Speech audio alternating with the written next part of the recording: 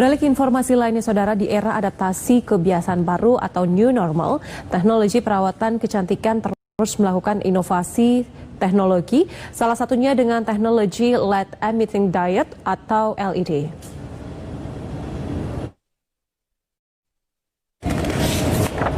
Pandemi COVID-19 menyebabkan berbagai jenis kegiatan yang memerlukan kontak fisik menjadi terbatas, tidak terkecuali pada aspek perawatan kecantikan. Situasi ini tidak membuat surut kalangan industri kecantikan dunia seperti Korea Selatan. Negeri ginseng itu selalu menghadirkan tren kecantikan baru yang sesuai dengan tatanan gaya baru di era new normal. Sebuah perusahaan Korea Selatan memanfaatkan penggunaan Light Emitting Diode atau LED untuk merawat sel kulit. LED emas memancarkan sinar dengan warna-warni berbeda. Setiap warna yang dipancarkan memiliki fungsi tersendiri untuk setiap permasalahan kulit. LED adalah sumber cahaya yang melepaskan energi dalam bentuk foton. Mereka melepaskan panjang gelombang cahaya yang menstimulasi sel untuk membantu penyembuhan. Jadi banyak sekali manfaat dari masker LED ini karena dia sudah dapat gelombangnya sudah 900-an LED, kemudian sudah sebagai antivirus juga. Jadi di masa pandemi ini sangat penting kita untuk menjaga kesehatan juga kecantikan. Dengan menggunakan masker ini sudah pasti udah ada perlindungan lah antivirusnya dari masker LED ini. Sangat aman karena sudah ada ultraviolet protection-nya. Penggunaan LED pertama kali dilakukan oleh NASA pada tahun 90-an yang difungsikan bagi pertumbuhan makhluk hidup untuk merawat tanaman. Sebuah penelitian mengungkapkan jika sel yang terpapar oleh sinar LED akan beregenerasi 15-200% lebih cepat dibandingkan dengan yang tidak. Penelitian tersebut kemudian dikembangkan kembali oleh NASA dan disebut sebagai salah satu terobosan dalam hal penyembuhan penyakit. Kementerian Perindustrian melalui Badan Pengembangan SDM Industri telah melaksanakan program pendidikan dengan pelatihan vokasi dengan mengusung konsep link and match antara industri dengan sekolah menengah kejuruan.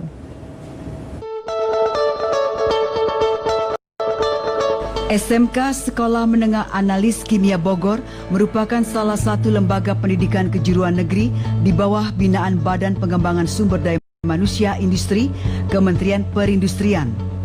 Mencetak tenaga analis kimia yang siap pakai. Penyelenggaraan pendidikan vokasi dalam bidang keahlian analis kimia di SMK Semak Bogor berupaya memberikan pendidikan yang adaptif sesuai kebutuhan industri.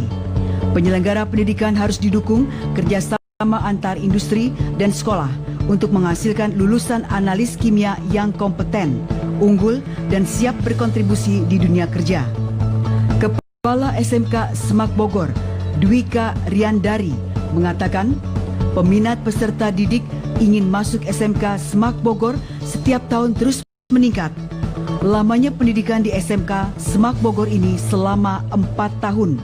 Untuk mempersiapkan itu, kami melaksanakan pembelajaran atau kurikulum yang berbasis kompetensi.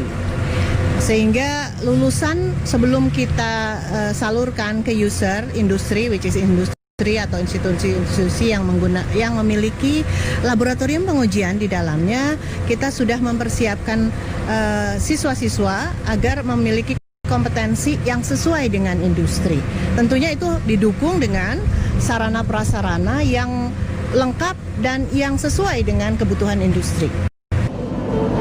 SMK Semak Bogor ini dilengkapi dengan ruangan laboratorium kimia dan laboratorium instrumen. Peserta didik dapat mengenal ragam jenis zat kimia yang diajarkan oleh guru-guru yang ahli di bidangnya. Ruangan ini adalah tempat siswa untuk melakukan praktikum analisis gravimetri, di mana praktikum analisis gravimetri ini merupakan praktikum tempat di mana siswa belajar mengenai dasar kerja lab dan juga analisis gravimetri berdasarkan penimbangan bobot. Melakukan penetapan kadar tembaga dalam sampelnya yaitu garam terusi. Lab ini untuk menganalisis suatu zat menggunakan suatu instrumen yang konsentrasinya itu sangat kecil, itu dalam satuan konsentrasi ppm. Misalnya kita mau menganalisis zat besi dalam suatu sampel minuman atau dalam susu. Nah, itu zat besi Fe-nya itu bisa kita analisis menggunakan instrumen gitu. Sementara itu dari pihak industri, kini lebih mudah mencari tenaga siap pakai karena lulusan SMK Semak Bogor mencetak tenaga analis kimia yang dibutuhkan industri. Laboratorium yang isinya menganalisa air limbah, air minum, kemudian ada juga laboratorium kebanyakan kimia, petroleumnya juga ada. Petroleum itu seperti bahan bakar, pelumas, kemudian juga kita tahu natural gas yang suka itu kita bisa analisa. Nah, itu benar-benar khusus orang-orang kimia yang bisa menganalisa itu gitu loh. Jadi kenapa kami selalu mengambil dari lulusan SMK kimia? Karena udah teruji ya, analisa dasarnya mereka tahu, analisa air, analisa semua udah basicnya udah mereka pelajari. Kepala Badan Pengembangan Sumber Daya Manusia Industri, Eko Cahyanto, mengatakan BPSDM Industri telah menjalankan program dalam upaya pengembangan SDM industri kompeten. Langkah strategis itu diantaranya melalui pendidikan vokasi industri berbasis kompetensi yang menerapkan sistem ganda antara praktek dan teori. Sekolah-sekolahnya ini kita punya yang namanya program Link and Match. Jadi sekolah-sekolahnya tidak terbatas pada sekolah-sekolah yang di bawah lingkungan Kementerian Perindustrian, tetapi juga ada sekolah SMK di luar Kementerian Perindustrian yang tersebar di Sumatera, Kalimantan, dan Sulawesi. Kita sebarluaskan karena ini bagian dari program Link and Match kita, gitu. Sehingga yang dari awal kita coba mereka kerjasamakan dengan industri. Kita bekali mereka dengan kompetensi termasuk guru-gurunya, pelatihannya, juga sebagian kita berikan bantuan mesin peralatan, Bu. Mesin peralatan ini bisa dimanfaatkan oleh sekolah-sekolah itu tidak hanya untuk berpraktek, tapi kita harapkan ke depan mereka bisa menjadi bagian dari supply chain industri, paling tidak di industri lokalnya. Kementerian Perindustrian telah meluncurkan program Link and Match antara sekolah menengah kejuruan SMK dengan industri di beberapa wilayah di tanah air. Diharapkan program-program ini dapat mendongkrak daya saing industri nasional.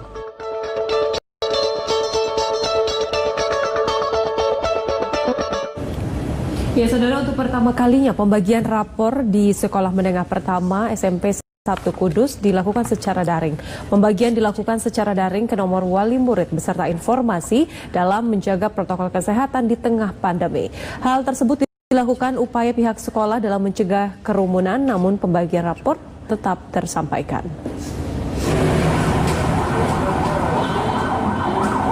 Dalam pembagian rapot di Sekolah Menengah Pertama Negeri 1 Kudus, Jawa Tengah dilakukan secara daring atau dalam jaringan Sabtu pagi hingga siang. Tak perlu datang ke sekolah, wali murid cukup mengirim pesan nomor induk siswa ke nomor yang telah ditentukan pihak sekolah dan tak butuh waktu lama, hasil proses belajar mengajar anak selama 1 semester muncul dikirim melalui pesan singkat dalam aplikasi WhatsApp. Berbeda dengan penerimaan rapot pada umumnya, keseluruhan nilai rapot sudah tertera dalam rapot berupa PDF. Kepala Sekolah SMP Negeri 1 Kudus Hadi Setiawan mengatakan kebijakan tersebut dilakukan merujuk pada Diktikpora Kudus agar proses pembagian rapot tidak dengan tatap muka dengan wali murid.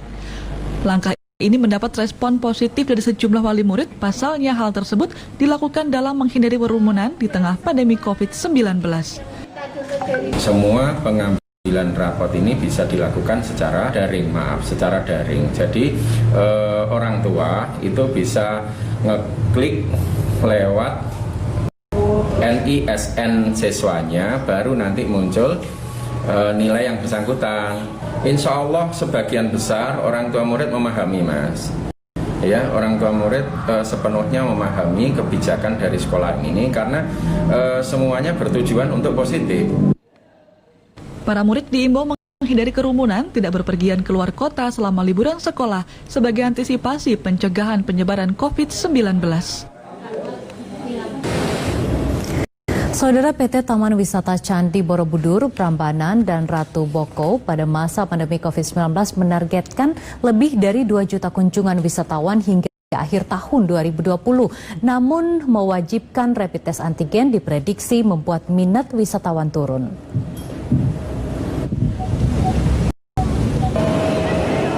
Sebelum pandemi COVID-19 menyerang, PT Taman Wisata Candi Borobudur, Prambanan, dan Ratu Boko memiliki target lebih dari 7 juta kunjungan wisatawan. Namun semuanya tidak sesuai harapan akibat pandemi, dan PT Taman Wisata Candi Borobudur, Prambanan, dan Ratu Boko terpaksa tutup sementara dari bulan Maret hingga akhir Juni 2020. Kondisi ini membuat tingkat kunjungan wisatawan turun, dan BUMN itu pun merevisi target, hanya 1,7 juta orang. Namun total kunjungan wisatawan di Candi Borobudur saat itu sekitar 920.000 untuk wisatawan Nusantara, sedangkan wisatawan mancanegara 31.000, Candi Prambanan 626.000 wisatawan Nusantara, dan Candi Ratu Boko hampir 80.000 wisatawan. Sehingga secara keseluruhan total sampai Desember 2020 tingkat kunjungan wisatawan hanya 1,6 juta orang. Sekretaris Perusahaan PT Taman Wisata Candi Borobudur, Prambanan, dan Ratu Boko, Emilia Eni Utari menargetkan pada momen libur akhir tahun 2020 tingkat kunjungan wisatawan mencapai 2 juta orang.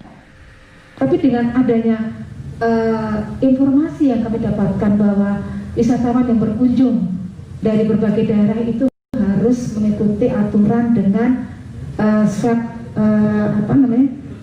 antigen. Nah, ini yang mungkin membuat para wisatawan urung untuk hadir ke Yogyakarta maupun juga ke wilayah Jawa Tengah. Meski diwajibkannya rapid test antigen, namun destinasi wisata, hotel, dan restoran yang dikelola PT Taman Wisata Candi Borobudur, Prambanan, dan Ratu Boko siap menerima wisatawan di libur akhir tahun 2020 dengan menerapkan ketat protokol kesehatan COVID-19.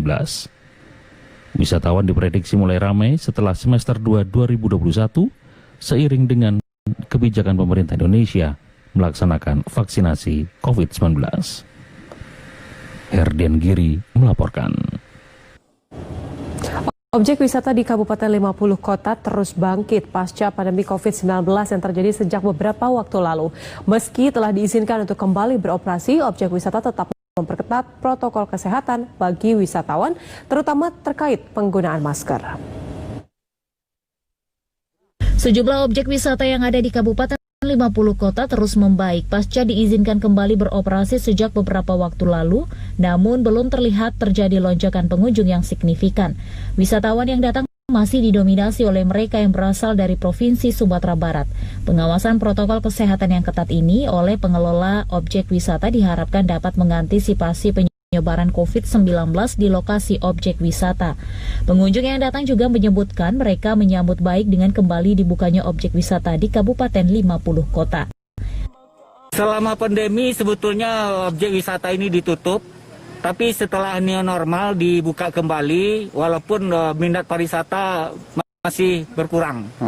Tapi akhir-akhir ini menjelang akhir tahun, potensi wisata sudah mulai menggeliat.